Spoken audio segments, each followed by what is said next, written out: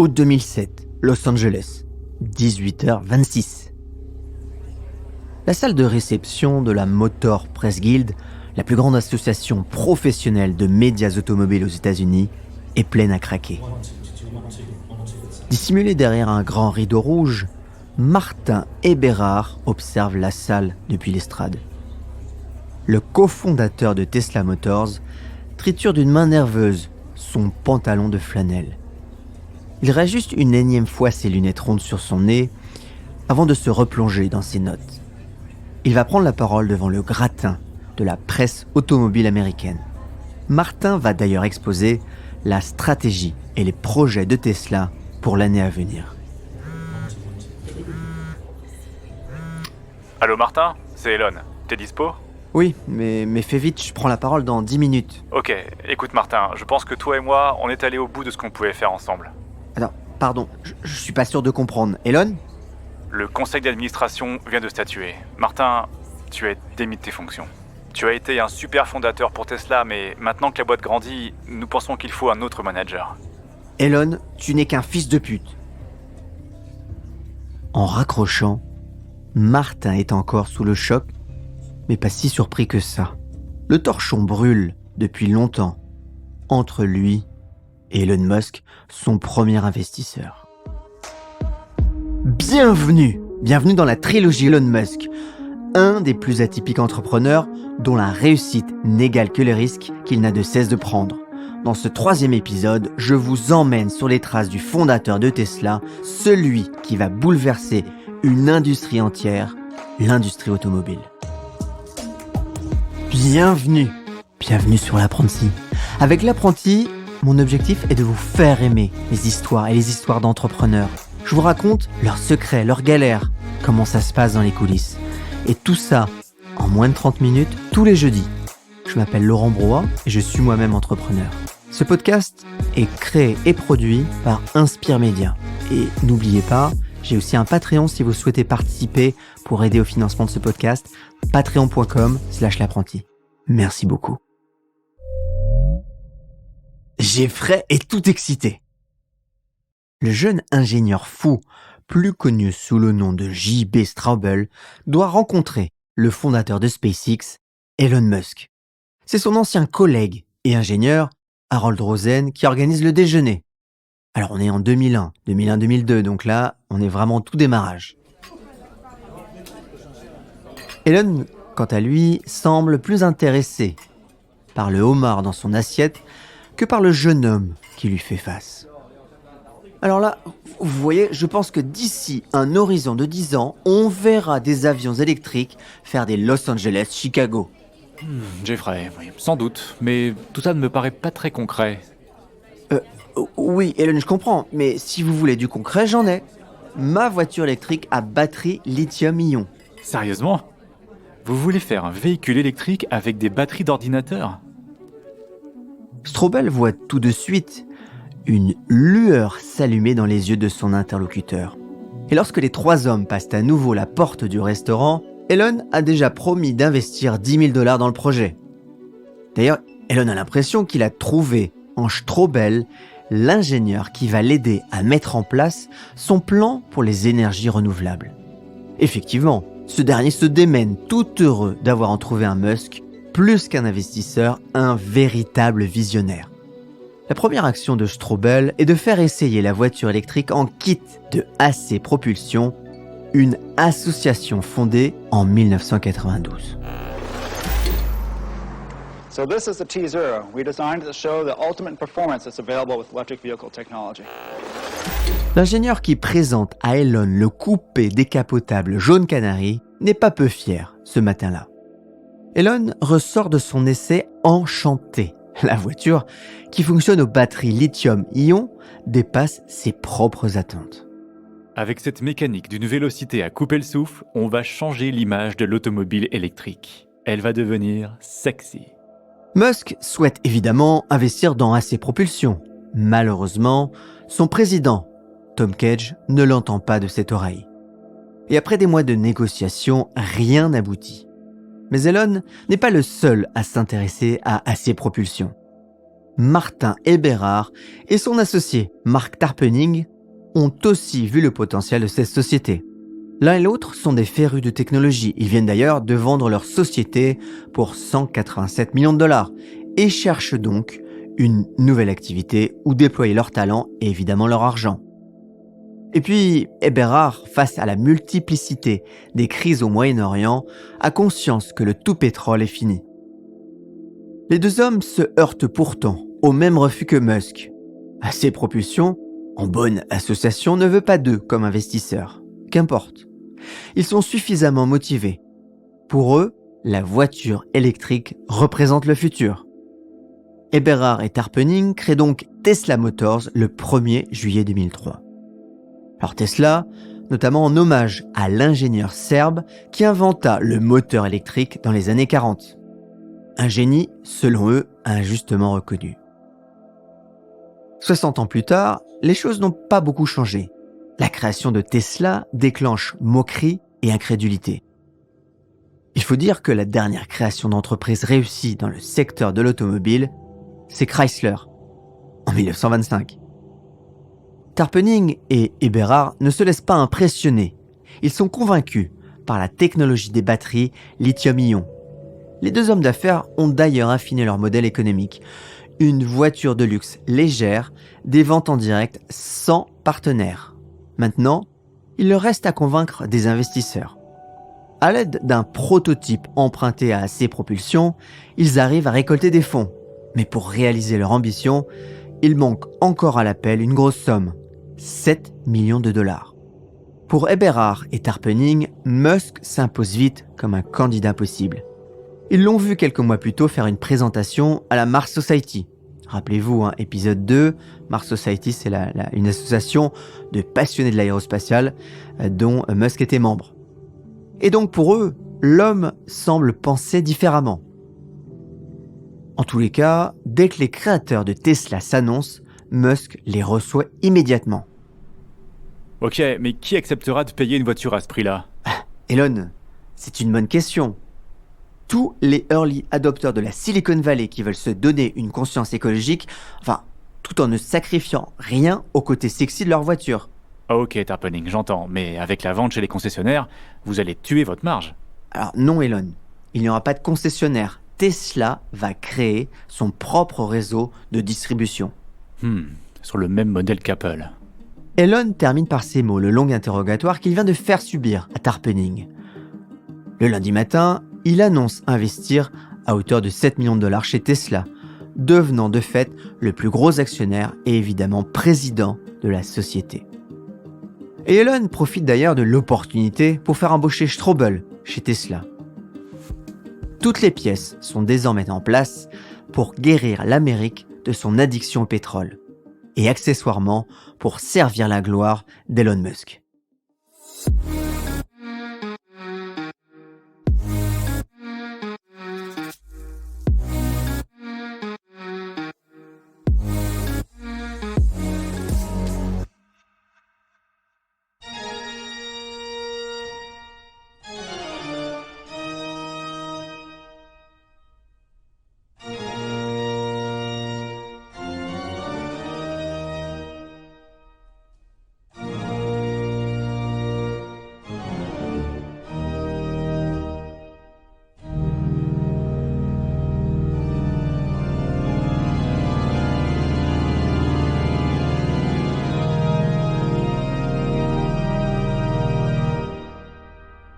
La voiture électrique est un projet comme un autre pour la Silicon Valley, en tout cas sur le papier.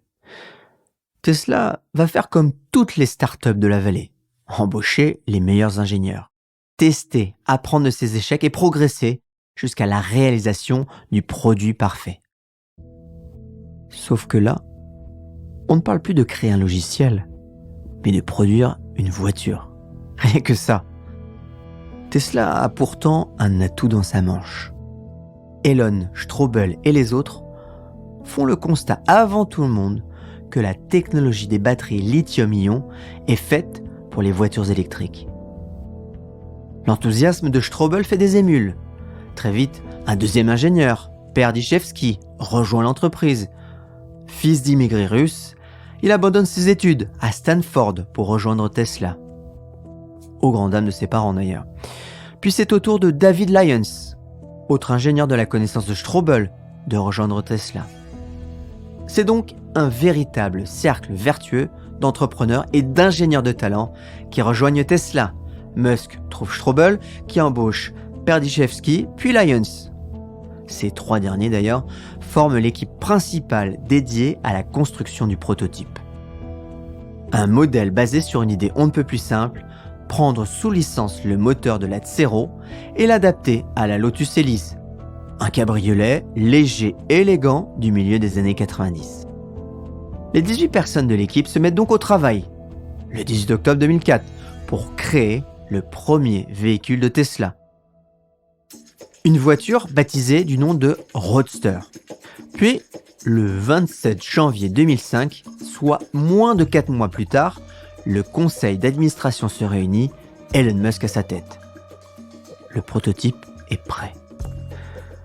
Elon l'essaye et sort suffisamment satisfait de son test pour apporter 9 millions de dollars sur un nouveau tour de table de 13 millions. 4 mois pour produire une voiture, c'est un miracle en termes de délai, une prouesse qui plaît particulièrement à Elon Musk. Quoi qu'il en soit, cela reste un prototype et il reste à tester la viabilité du concept.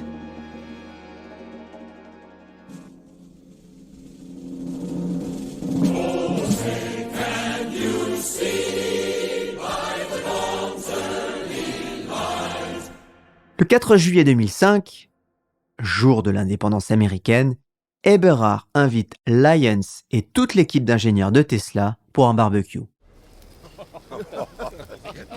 Entre deux steaks, l'équipe de Tesla se dit que c'est le bon moment pour faire un test sur les batteries.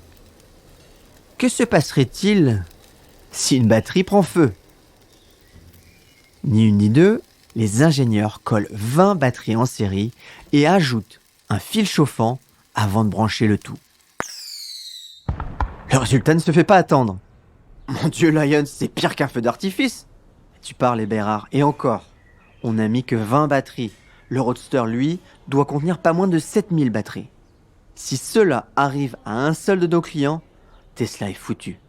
Ça n'arrivera pas. Dès demain, je mets en place un groupe dédié au problème. Si l'équipe est refroidie par ce test grandeur nature, très vite, la création de 2 nouveaux prototypes et les premiers résultats concrets la rassurent. La technologie est primordiale, mais le design compte aussi. Le Roadster vise une clientèle aisée qui aime se distinguer. Graphistes et designers récemment embauchés construisent donc une maquette grandeur nature. Mai 2006, après une nouvelle année de travail, une première version du Roadster sort des ateliers de Tesla. Cette fois, il ne s'agit plus d'un prototype, mais du modèle que va produire l'entreprise qui compte alors une centaine de salariés. Tesla en profite pour faire un nouveau tour de table, le 3e, qui réunit 40 millions de dollars, dont 12 millions de dollars pour Musk. Les investisseurs commencent à être séduits par ces voitures d'un nouveau genre. Sans doute parce qu'ils ignorent que les ingénieurs doivent refroidir à la main les véhicules toutes les 5 minutes. Ce qui n'empêche pas Elon Musk d'organiser une grand-messe devant la presse en juillet 2006. Un succès sans précédent, les Roadsters présentés montent à 100 km/h en 4 secondes devant un public ébahi. Un public où l'on croise des personnalités comme Arnold Schwarzenegger, alors gouverneur de Californie, ou Michael Eisner, ancien PDG de Disney.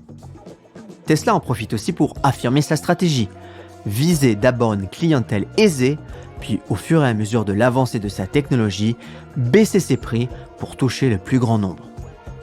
Un Roadster d'une autonomie de 400 km coûte alors 90 000 $, un prix qui ne choque pas la presse, qui rivalise de titres dithyrambiques. Musk jubile. Jusqu'à présent, toutes les voitures électriques étaient nulles. Et la réalité lui donne raison, parce que Tesla prévend alors, désormais, des Roadsters par centaines. Un phénomène qui n'échappe pas au New York Times. Le journal dresse un portrait flatteur de Tesla et Eberhard promet dans l'article de livrer les véhicules mi-2007, qui posent en réalité 2 problèmes. Primo, Tesla s'avère incapable de construire ses véhicules sur une telle échelle. Deuxio, À aucun moment, Musk n'apparaît dans l'article. 2 raisons qui plongent Tesla dans la tourmente.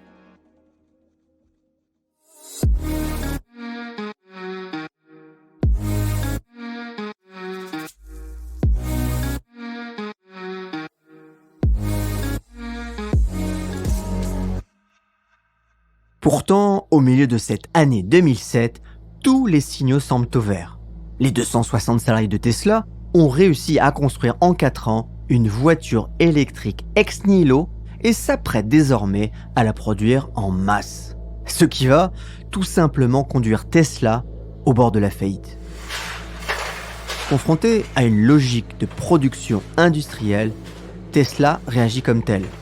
Pour diminuer les coûts et tenir les délais, Eberhard met en place une infrastructure mondialisée.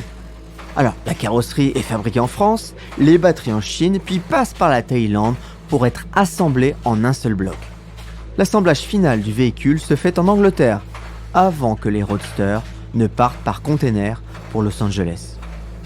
Une chaîne de production qui se révèle d'autant plus fragile que les sous-traitants asiatiques peinent à livrer dans les délais et évidemment avec la qualité requise.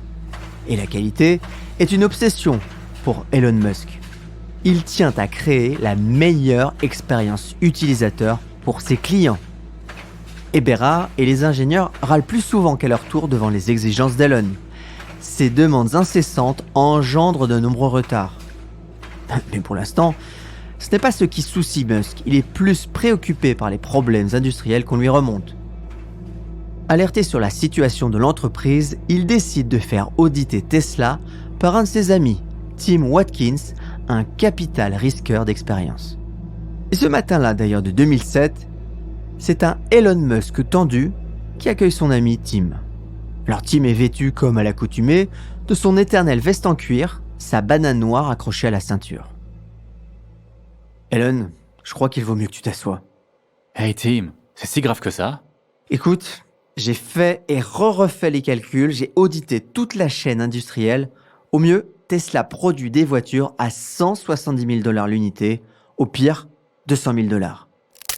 Elon brise le stylo qu'il tient entre ses mains. Il va vendre 90 000 $ une voiture qu'il produit pour 170 000 $?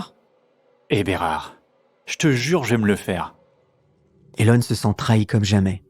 Dans les faits, les choses sont plus complexes, mais lui ne voit qu'un seul et unique responsable, Martin Eberhard.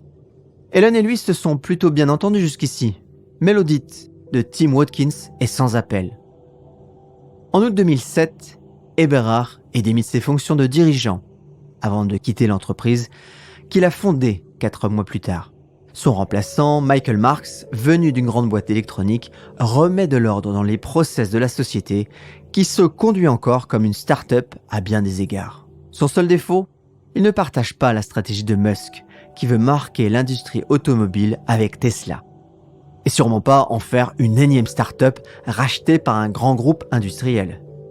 Même avec un produit hors délai et hors budget, Musk veut continuer à diriger Tesla. Marx est alors remplacé par Drury, un entrepreneur de la Silicon Valley. Dans les faits, tout le monde comprend désormais que c'est Elon qui tient la barre. À l'instar de SpaceX, Elon est partout. En France, pour s'assurer que les délais sont tenus, ou bien sur les salons, pour faire le show et promouvoir ses voitures. Pourtant, la situation est critique. Et Musk, remonté comme une pendule, le dit à sa manière et sans embâche aux salariés qui se plaignent. À ceux qui ont envie de voir leur famille, je dirais qu'ils ont tout le temps si nous faisons faillite. Face à la pression incessante de Musk, certains salariés de la première heure quittent le navire. Seuls restent fidèles au poste et à Elon évidemment Strobel. La presse, elle, fait ses choux gras des malheurs de Tesla. Il ne se passe pas un jour sans qu'un article délétère prédise la mort de l'entreprise. Début 2008, Tesla a épuisé ses fonds et d'ailleurs n'a toujours pas sorti une seule voiture. Musk doit alors trouver des investisseurs. Une tâche compliquée car eux aussi lisent la presse et les torrents de boue qu'elle déverse sur Tesla.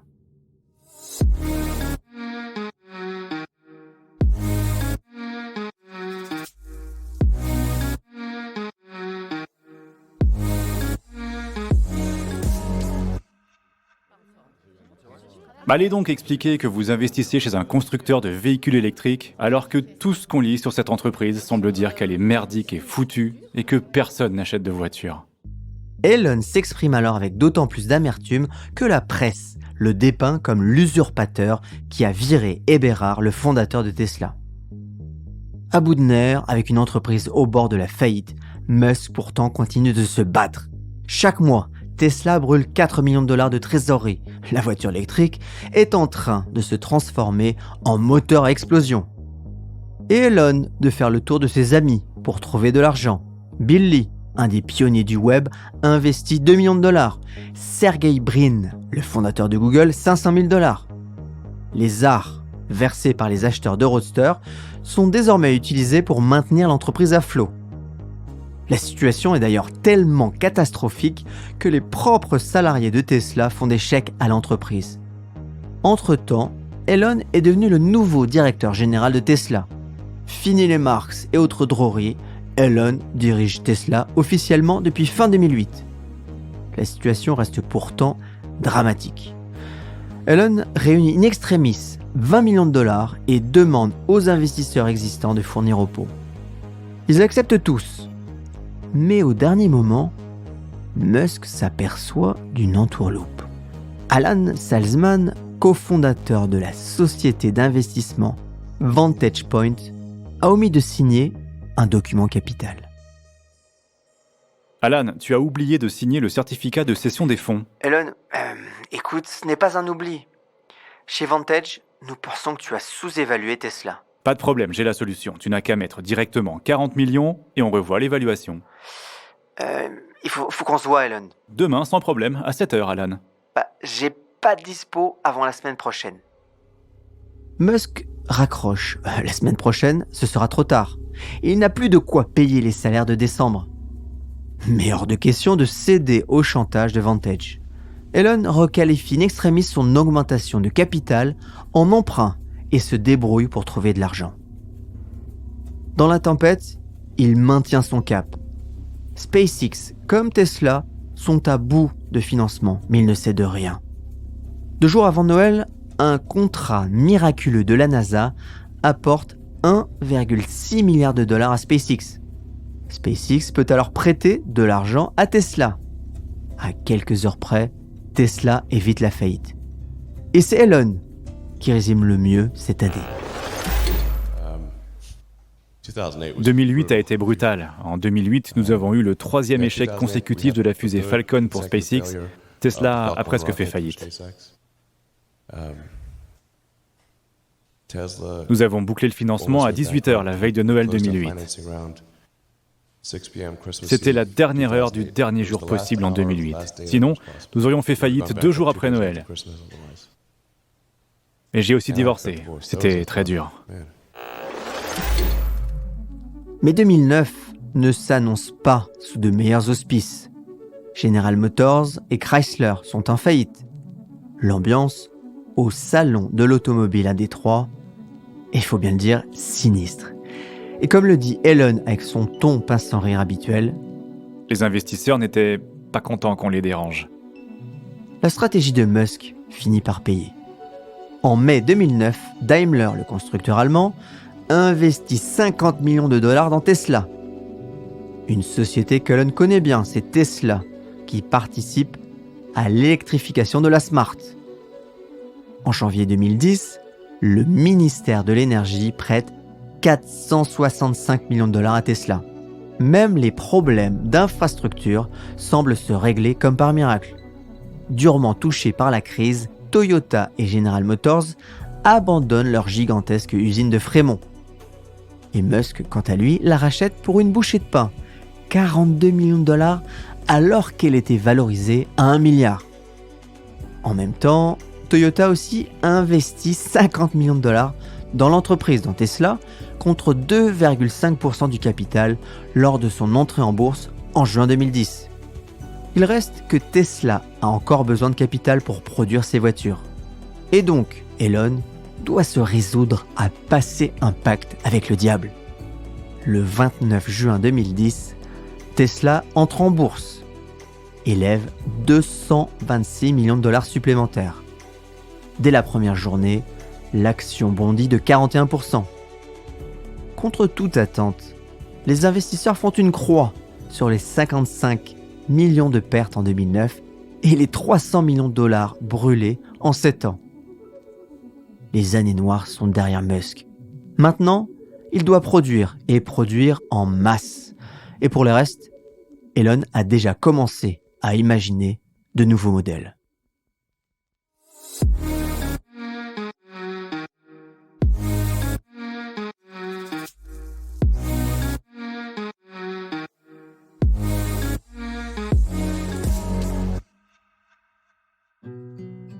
Ce matin de 2008, Franz von Holzhausen se débat avec son bureau Ikea.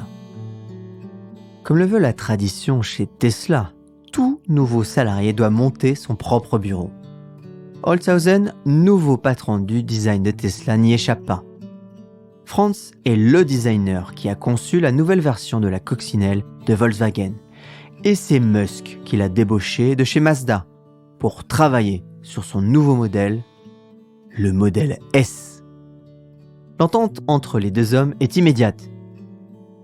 Ils partagent le même goût du défi et de l'innovation.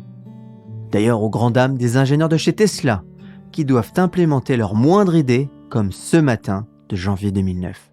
Putain, Franz, pourquoi est-ce différent du design original ? J'en sais rien, Elon, les poignées devraient jaillir comme de l'eau et non pivoter comme des robinets.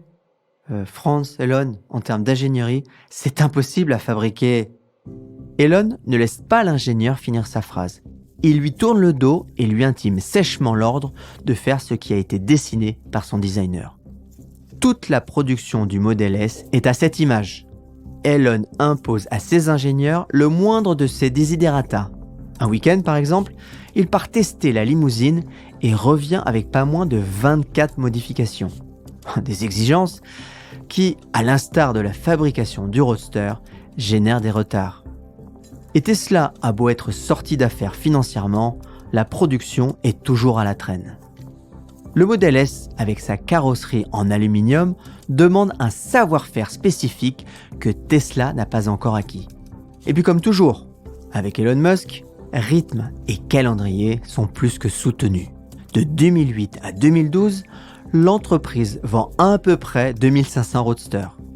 En 2008, Tesla lance la conception du modèle S, qui sort en 2012, et enchaîne 3 ans plus tard avec le SUV X, ou Model X, un modèle vendu 80 000 $ qui accumule les défauts de conception.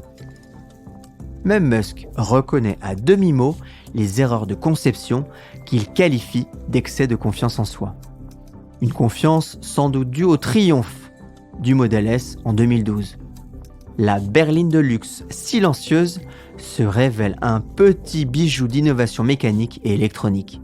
D'ailleurs, la Model S est élue voiture de l'année en 2012 et 2013. Un succès qui repose encore une fois les problèmes de production, d'autant plus que les réservations ne cessent d'augmenter. Depuis le modèle S, la hype est totale et certains clients vont même jusqu'à payer 5 000 $ pour être seulement sur la file d'attente. Il faut bien se rendre compte que Tesla passe d'une production annuelle de 143 voitures en 2008 à 60 000 en 2014 et 110 000 en 2015. Se hisser au niveau d'un constructeur automobile demande des années à Tesla. Des années d'ailleurs de grandes réalisations comme en 2017 avec le projet pharaonique de Gigafactory. 6500 personnes sur 900 000 mètres carrés dédiés à la fabrication de batteries. Vous savez, les fameuses batteries d'ordinateurs mais dédiées évidemment à la voiture. Mais des années aussi où les rumeurs de faillite refont surface comme en 2018. 2020 voit enfin Tesla s'affirmer comme un compétiteur de taille. Une entreprise que les grands de l'industrie automobile regardent avec horreur. Musk, en voulant accélérer la transition mondiale énergétique, rebat les cartes du modèle industriel de la voiture. Et cela ne fait que commencer. La fusée Tesla décolle pour faire de Musk l'un des hommes les plus riches du monde.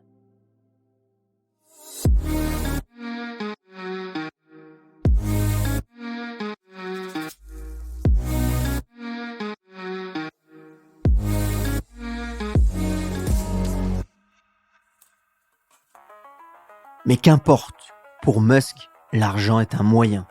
Le moyen de partager à la terre entière ses rêves et ses ambitions. À travers ses voitures, il véhicule un art de vivre où cohabitent luxe, simplicité et conscience écologique. Cet art de vivre, il l'impose à force de travail au plus grand nombre. Elon change à lui seul les habitudes de consommation du grand public et par là même, il remet en question le modèle économique de l'industrie automobile. De challenger à peine regardé, il passe à leader du marché. Tesla vaut désormais plus de 1000 milliards de dollars en bourse. La valorisation de la firme américaine dépasse désormais la capitalisation combinée de Toyota, Volkswagen, General Motors, BMW et Ferrari. Et même si Musk est devenu aujourd'hui l'homme le plus riche du monde devant son rival, Jeff Bezos, il n'est clairement pas taillé du même bois. À travers Tesla et SpaceX, Elon cherche, en toute simplicité, à transformer le destin de l'humanité. Car Elon veut rester à la postérité. Il veut laisser sa marque sur le monde, sa marque d'entrepreneur qui a vraiment changé le monde. Et ça, c'est une autre histoire. Merci. Je crois que c'est le mot le plus simple pour exprimer ce que je ressens là maintenant. Merci d'avoir pris le temps d'écouter car ce podcast représente beaucoup de travail. D'ailleurs, pensez bien à mettre des étoiles et à parler de ce podcast autour de vous seulement si vous avez appris des choses ou si vous avez été inspiré. Ce podcast a été écrit et réalisé grâce à Thibaut, Frédéric et Marie. Allez, je vous donne rendez-vous au prochain épisode. Je voudrais remercier les contributeurs du Patreon, patreon.com/l'apprenti, Florent Le Tourneur, Ingrid Muxignato, Mélina Moussali, Mathieu Chérubin, Alain Rochard, Colombe Palan, Guillaume Rigal, Valentin Meunier, Emmanuel Larras, Arthur Massonneau, Sarah, Caroline Lambolet, Stéphanie Comte, Manuel Marie, Fanny Pitoiset-Rizzo et Jérémy Abramowski. Merci à tous.